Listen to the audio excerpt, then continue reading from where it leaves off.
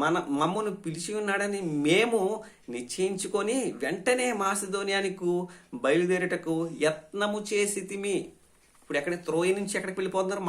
మాసిదోనియాలో ఉన్న ప్రధాన పట్టణాలు ఏంటంటే ఫిలిప్పు, తెస్సలోనికా, బెరయ. అక్కడి నుంచి ఎక్కడికి వెళ్తారు? ఏథెన్స్ తర్వాత కొరింతులో అక్కడ పరిచయం చేసి అక్కడి నుంచి కేంక్రియా నుంచి ఎఫెస్ నుంచి మళ్ళీ రిటర్న్ జర్నీ మనకు అన్నీ కనబడతాయి. ఓకేనా? ఇప్పుడు మనం చూసినట్లయితే కాబట్టి మేము త్రోయను విడిచి మేము అంటున్నాడు చూసారా. ఇప్పుడు లోకా గారు ఫిలిప్లో ఇక్కడ ఫిలిప్కి కూడా లోకా గారు కూడా వస్తున్నారు. పౌలు, శీల, తిమోతి, ఫిలిప్పు. పౌలు, తిమోతి, శీల, లూకా గారు మొత్తం నలుగురు కూడా ఈ ఫిలిప్పులో అడుగు పెడతారు. కాబట్టి మేము త్రోయను విడిచి ఓడ ఎక్కి తిన్నగా సముద్రాకేకునకును మరునాడు నయాపోలికిని అక్కడ నుండి ఫిలిప్పికి వచ్చితిమి. ఓకే, ఫిలిప్పికి వచ్చేశారు. మాసిదోనియా దేశములో ఆ ప్రాంతమునకు అది ముఖ్య పట్టణమును రోమీల ప్రవాస స్థానమై ఉన్నది. మేము కొన్ని దినములు ఆ పట్టణంలో ఉంటితిమి. అంటే ఈ ఫిలిప్పు పట్టణానికి ఆ పేరు ఎలా వచ్చింది? మనం గతంలో ఫిలిప్పు పత్రికను ధ్యానించినప్పుడు మనం మాట్లాడుకున్న ఈ ఫిలిప్పుకి ఫిలిప్ అనే పట్టణానికి ఆ పేరు ఎలా వచ్చిందంటే అలెగ్జాండర్ తండ్రి గారి పేరే ఫిలిప్పు. ఆయన పేరునే ఈ ప్రాంతానికి ఆ రోజు పరిపాలన చేస్తున్న అలెగ్జాండర్ గారు పెట్టినట్టుగా మనకి తెలుస్తుంది. ఈ ఫిలిప్పు పట్టణంలోనే రోమీల ప్రవాస స్థానము. అక్కడ ఎక్కువగా రోమీలు ఉంటారు. రోమీల కాలనీ అక్కడ ఉందని చెప్పి మనం ఆ రోజు మాట్లాడుకున్నాం.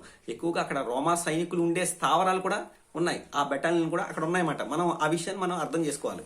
ఓకేనా? ఏంటంటే ఇది మాసిదోనియా దేశంలో ఆ ప్రాంతమునకు ముఖ్య పట్టణమును రోమీల ప్రవాస స్థానమునై ఉన్నది. మేము కొన్ని దినములు ఆ పట్టణంలో ఉంటిమి. విశ్రాంతి దినమున గవని దాటి నదీ తీరమున ప్రార్థన జరుగుననుకొని అక్కడికి వచ్చి కూడి వచ్చిన స్త్రీలతో మాట్లాడుచుంటిమి. అంటే ఫిలిప్పులో సమాజ మందిరం లేదు, సునగోస్ అంటారు. అంటే ఆ రోజు యూదులు సమాజ మందిరంలో కూడుకునేవారు ప్రతి విశ్రాంతి దినాన. వారికి విశ్రాంతి దినాన సమాజ మందిరాలు ఉండేవి వాళ్ళకి కూడుకోవడానికి. ఆ రోజు అక్కడ సమాజ మందిరాలు లేకపోతే ఏదో ఒక నదీ తీరాన్నో సముద్ర తీరాన్నో వారు గవినికి బయట వారు కూడుకునేవారు. అలా కూడుకున్న వారితో పౌలు గారు మాట్లాడుతున్నట్టుగా ఇక్కడ మనకి కనిపిస్తుంది. చూద్దాం. విశ్రాంతి దినమున గవిని దాటి నదీ తీరమున ప్రార్థన జరుగుతున్నదనుకొని అక్కడికి వచ్చి కూడి వచ్చిన స్త్రీలతో మాట్లాడుచుంటిమి. ఇదేంటంటే స్త్రీల కాన్ఫరెన్స్. స్త్రీలందరూ వచ్చి కూర్చొని చక్కగా వింటున్నారు వాక్యం. వారు కూర్చొని వాక్యాన్ని వారు ధ్యానిస్తూ ప్రార్థన చేస్తున్నప్పుడు ఇవి అక్కడ పౌలు గారికి వెళ్ళారు. అక్కడికి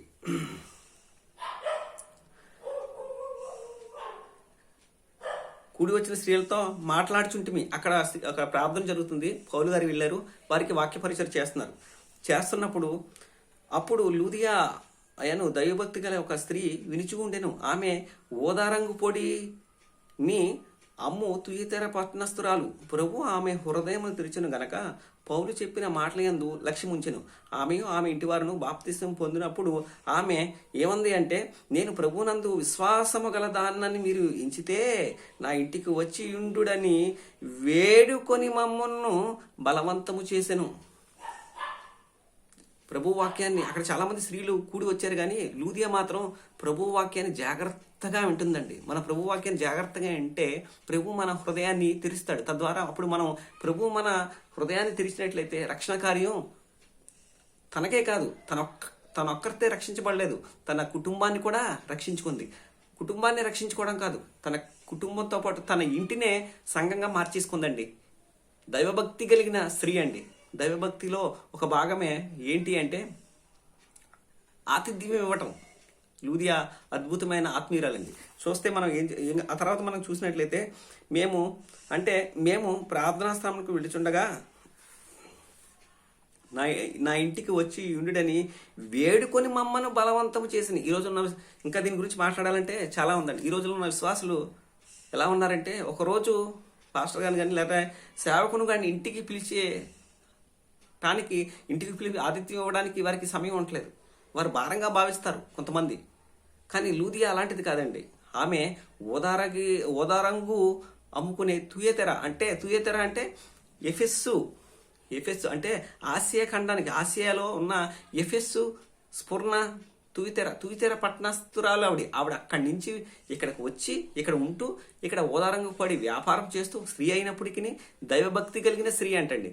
ఆమె ప్రభు వాక్యాన్ని విని శ్రద్ధగా దాన్ని పాటించే ఆమెగా అక్కడ ఉంది. ఆమె శ్రద్ధగా ఆ వాక్యాన్ని పాటిస్తుంటే వింటూ ఉన్నప్పుడు ఆమె హృదయాన్ని తెరిచిన మన శ్రద్ధగా దేవుని వాక్యాన్ని వింటే దేవుడు అద్భుత కార్యాలు మన జీవితంలో చేస్తాడు. ఓకే, అక్కడి నుంచి ఏమైంది అంటే, మేము ప్రార్థనా స్థలములకు విలుచుండగా పుతోను అను దయ్యం పట్టిన సోది చెప్పుడు చేత తన యజమానులకు బహులాభము సంపాదించిన ఒక చిన్నది మాకు ఎదురుగా వచ్చెను. ఆమె పౌలును మమ్మను వెంబడించి, ఈ మనుషులు సర్వోన్నతుడైన దేవుని దాసులు, వీరు మీకు రక్షణ మార్గము ప్రచురించేవారై ఉన్నారని కేకలు వేసి చెప్పిన. ఆమె ఈలాగూ అనేక దినములు చెబుచుండను గనక పౌలు వ్యాకులు పడి దాని వైపు తిరిగి, నీవు ఈమెను వదిలిపమ్మని యేసుక్రీస్తు నామన ఆజ్ఞాపించున్నానని ఆ దయ్యముతో చెప్పిన. వెంటనే అది ఆమెని వదిలిపోయింది. ఆమె ఎప్పుడైతే వీరు దేవుని కుమారులు, దేవుని సేవకులు, వీరు రక్షణ మార్గాన్ని బోధిస్తున్నారు, వీరి మాట వినండి అని చెప్పి దెయ్యం చెప్తుంది.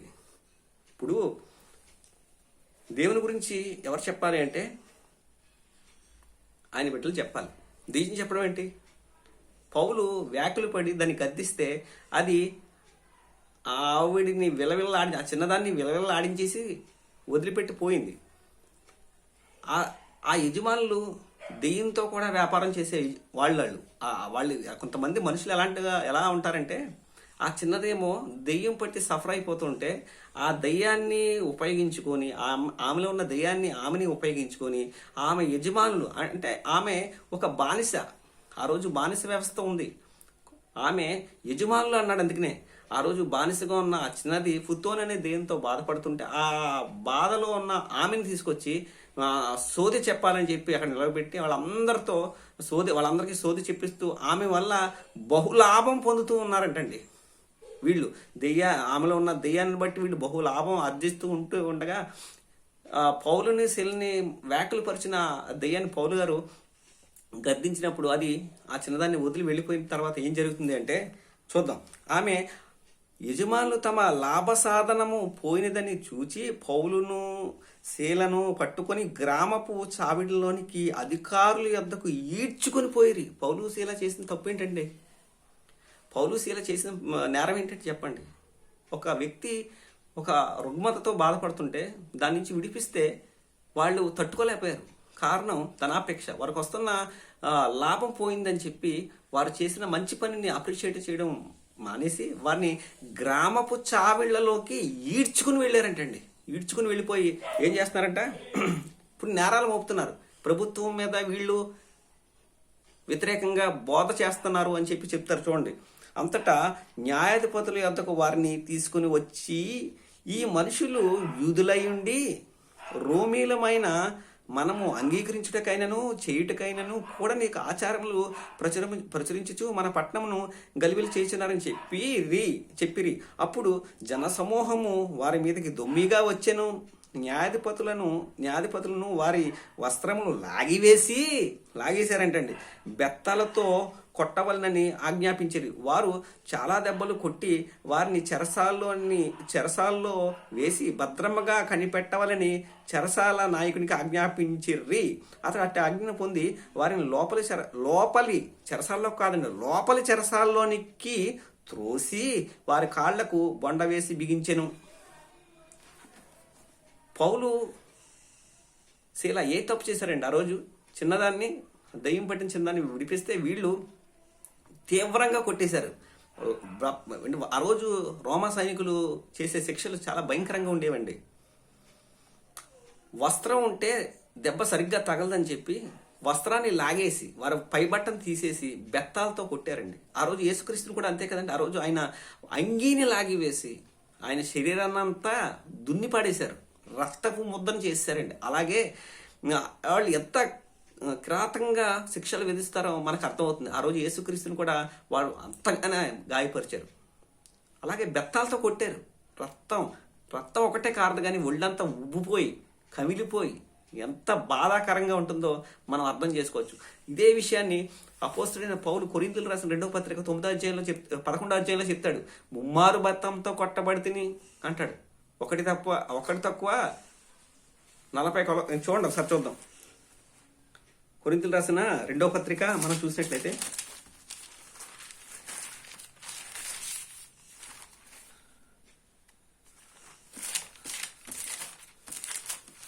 చూసారా, యూదుల చేత 5 మార్లు ఒకటి తక్కువ 40 దెబ్బలు తింటిని, ముమ్మారు బత్తములతో కొట్టబడి తిని. ఇన్ని దెబ్బలు తింటాడండి సువార్త కోసం? నాకు అర్థం కాదు. సువార్త అంటే ఎంత ప్రాణమా? యేసుక్రీస్తు అంటే ఎంత ఇష్టమా పౌలుకు? అంటే ఎందుకంటే ఆయన ఒకప్పుడు క్రీస్తుని వ్యతిరేకించిన వాడే, కానీ మారిపోయాడండి. యేసుక్రీస్తు యొక్క ప్రేమను చూశాడండి. యేసుక్రీస్తు యొక్క స్వరం విన్నాడండి. ఆయన ప్రేమ ఏంటో, ఆయన గొప్పతనం ఏంటో, ఆయన ఔన్నత్యం ఏంటో తెలుసుకున్న పౌలు మారిపోయిన తర్వాత ఒకప్పుడు ఈడ్చుకుని వెళ్ళిపోయాడండి. సమాజ మందిరంలోంచి విశ్వాసుల్ని ఈడ్చుకుని వెళ్ళిపోయిన పౌలే ఇప్పుడు ఏడవబడుతున్నాడండి ప్రభు కోసం. ఎంత అద్భుతంగా మారాడండి. మార్పు అంటే ఇలా ఉండాలండి. ఒకప్పుడు నువ్వు చేసిన పనిని ఇంకా నువ్వు ఒకప్పుడు నువ్వు చేసిన పాపాన్ని ఇంకా కొనసాగిస్తున్నావు అంటే అది నిజమైన మార్పు కానే కాదు. ఆ మార్పు అనేది నువ్వు చేసిన పాపిష్టి పనిని విడిచిపెట్టి నూతనంగా మీరు రూపాంతర పొందడమే మార్పు. ఆ రోజు ఏం జరిగింది? చెరసాల నాయకుడు ఆ రోజు ఫిలిప్పి పట్టణం అనగానే మనకి మొదటిగా లూదియా, రెండోదిగా పుతోను అనే దెయ్యం పట్టిన చిన్నది, మూడవదిగా చెరసాల నాయకుడు కూడా మారిపోతాడండి.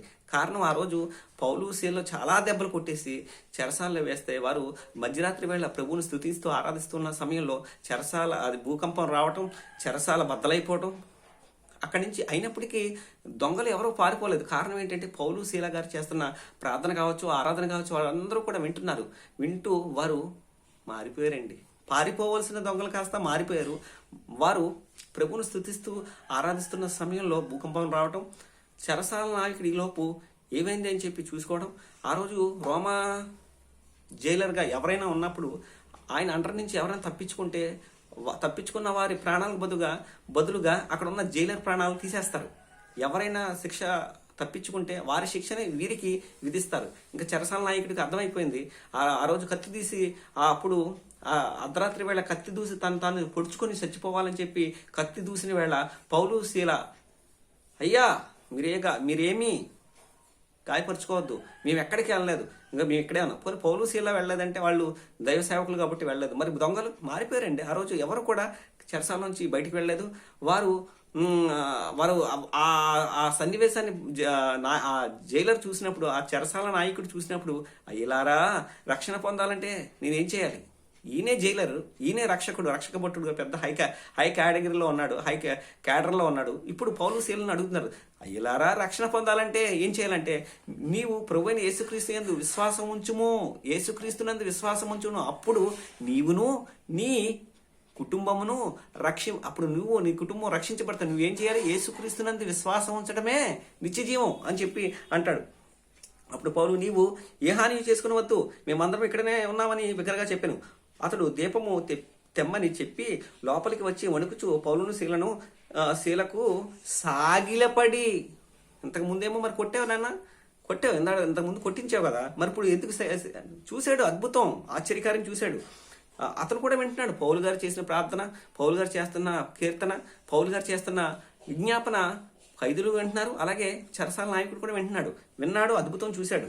ఏం చూశాడు? అతడు, అయ్యలారా రక్షణ పొందుటకు నేనేమి చేయవలెనను, అయ్యలారా రక్షణ పొందుటకు నేనేమి చెయ్యవలెనను, అందుకు వారు ప్రభువైన యేసుక్రీస్తునందు విశ్వాసం ఉంచుము, అప్పుడు నీవును నీ ఇంటి వారును రక్షణ పొందుదరని చెప్పి అతనికిని అతని ఇంటి వారందరికీ దేవుని వాక్యము బోధించిరి. ఆ రాత్రి ఆ గడియలోనే అతడు వారిని తీసుకొని వచ్చి వారి గాయములు కడిగిన వెంటనే అతడును అతని ఇంటి వారును బాప్తిసం పొందిరి.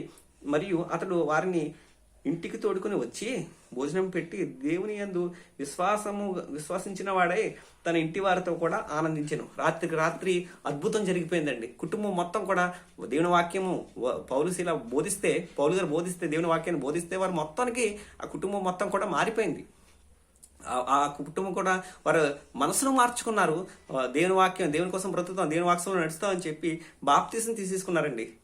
రాత్రి మొత్తం వాక్యం వినటం, బాప్తీసం తీసుకోవడం, మళ్ళీ పౌలు గారు వారితో భోంచేయడం, అక్కడి నుంచి మళ్ళీ యథావిధిగా చెరసాల్లో పౌలు గారిని పెట్టేయడం, ఇవన్నీ కూడా రాత్రిలోనే జరిగిపోయింది. ఆ తర్వాత ఏమవుతుంది అంటే ఉదయమైనప్పుడు న్యాయాధిపతులు ఆ మనుషులను విడుదల చేయమని చెప్పుటకు బంటులను పంపిరి. చెరసాల నాయకుడి ఈ మాటలు పౌలులకు తెలిపి మిమ్మును విడుదల చేయమని న్యాయాధిపతులు వర్తమానము పంపి ఉన్నారు గనక మీరిప్పుడు బయలుదేరి సుఖంగా పొండని చెప్పాను. అయితే పౌలు వారు న్యాయము విచారింపకే రోమీలమైన మమ్మను బహిరంగంగా కొట్టించి చెరసాల్లో వేయించి ఇప్పుడు మమ్మను రహస్యముగా వెళ్ళగొట్టుచున్నారా? మేము ఒప్పము, వారే వచ్చి మమ్మను వెలుపలకు తీసుకుని పోవాలని చెప్పాను. ఆ బంటులు ఈ మాటలు న్యాయాధిపతులకు తెలుపగా వీరు రోమీలని వారు విని భయపడి వచ్చి వారిని బతిమాలుకొని మా ఉద్యోగాలు పోతాయ్యా, మీరు రోమీలని మాకు తెలియదయ్యా, మీరు యూదులు అనుకున్నాం కానీ మీరు రోమీలా, మీకు రోమా పౌరసత్వం ఉందా? రోమా పౌరసత్వం ఆ రోజు ఎంతో వాల్యుబుల్. రోమీలను కొట్టకూడదు, రోమీలకి శిక్ష విధించకూడదు, న్యాయం విచారించకుండా. అలా శిక్ష విధించిన వాళ్ళు ఉద్యోగాలు పోతాయి, వాళ్ళని చంపేయచ్చు కూడా, అంత కఠినంగా ఉంటుంది.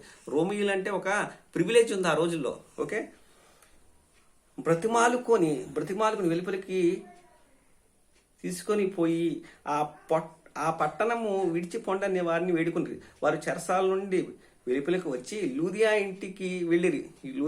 లూదియా ఇంటి దగ్గర సంఘం ఉంది కదా, అక్కడ వారిని పరామర్శించడానికి సంఘం దగ్గరికి వెళ్ళి అక్కడి సహోదరులను చూచి, అక్కడ సహోదరులు ఉన్నారు అంటే సంఘం ఏర్పడిపోయింది అక్కడ. ఓకేనా, లూదియా ఇంటికి వెళ్ళిరి. అక్కడ సహోదరులను చూచి ఆదరించి వీరే దెబ్బలు తిని, వీరే గాయపరచబడి, వీరే ఆదరణ లేకుండా ఉన్నా సరే దేవుని ప్రేమను బట్టి వాళ్ళని ఆదరించి మీరు స్థిరంగా ఉండండి, ప్రభువును హత్తుకుని ఉండండి, సంఘం అభివృద్ధి పొందాలి, మీరు ప్రభువులో నిలిచి ఉండండి అని చెప్పి వాళ్ళని ఆదరించి బయలుదేరిపోయి వారు అపోలోనియా పట్నం మీదుగా వెళ్ళి తెస్సలోనిక వచ్చిరి. ఇదిగోండి, ఇక్కడ మనకి తెస్సలోనికకు వచ్చేసారు. ఎక్కడి నుంచి? ఫిలిప్ నుంచి. అంటే ఫిలిప్ మాసిదోనియాలో సెకండ్ ప్రాముఖ్యమైన పట్టణం తెస్సలోనికలో ఏం జరిగిందంటే అక్కడ యూదుల సమాజ మందిరం ఒకటి ఉండెను. అక్కడ యూదుల సమాజ మందిరము ఉంది అంటే యూదుల సంఖ్య ఎక్కువ, సినగో ఉంది అంటే అక్కడ యూదులు ఎక్కువగా ఉన్నారు, వారు ప్రతి విశ్రాంతి దినాన ఆ సినగోస్లో కూడుకుంటారు అని మనకి అర్థం అవ్వాలి. ఓకే, ఆ తర్వాత ఏమైంది? గనుక పౌలు తన వాడుక చొప్పున సమాజపు వారి వద్దకు వెళ్ళి క్రీస్తు శ్రమపడి మృతుల్లో నుండి లేచుట అగత్యమని నేను మీకు ప్రచురించేయుచున్న యేసే క్రీస్తై ఉన్నాడని లేఖనములలో నుండి దృష్టాంతములను ఎత్తి విప్పి చెప్పుచూ వారితో 3 విశ్రాంతి దినములు తర్కించుచూ ఉండెను. 3 విశ్రాంతి దినాలు అంటే 20 రోజులు, 21 రోజు వారితో తర్కిస్తూ ఉన్నాడు, చెప్తూ ఉన్నాడు యేసే క్రీస్తు. లేఖనములలోని దృష్టాంతములను అబ్రహాం గారు కానించి, మోషే కానించి, ఆమోస్ కానించి, యోవేలు కానించి, మేకా కానించి, మలాకి కానించి, వీళ్ళందరూ కూడా, ఇషయా కావచ్చు, ఇర్మియా కావచ్చు, వీళ్ళందరూ ప్రవచించిన ప్రవచనాల్లో లేఖనాలు దృష్టాంతములు చూపిస్తూ వారితో తర్కిస్తూ నేను ప్రచురణ చేస్తున్న ఆ మెస్సయ్య యేసుక్రీస్తు అని చెప్పి వారికి ప్రచురిస్తుంటే వారితో చెప్తుంటే వారితో 3 విశ్రాంతి దినములు తర్కించుచూ ఉండెను. వారిలో కొందరును భక్తి పరులకు గ్రీకు దేశస్థుల్లో చాలా మందియు ఘనత గల స్త్రీల్లో అనేకులను ఒప్పుకొని పౌలుతోనూ శీలాతోనూ కలుసుకుంది. సంఘస్థాపనకి నాంది, సంఘస్థాపన పడుతుందండి, సంఘం స్థాపించబడుతుంది. ఎవరి ద్వారా అంటే భక్తి పరులైన, అంటే ఘనత కలిగిన స్త్రీలు.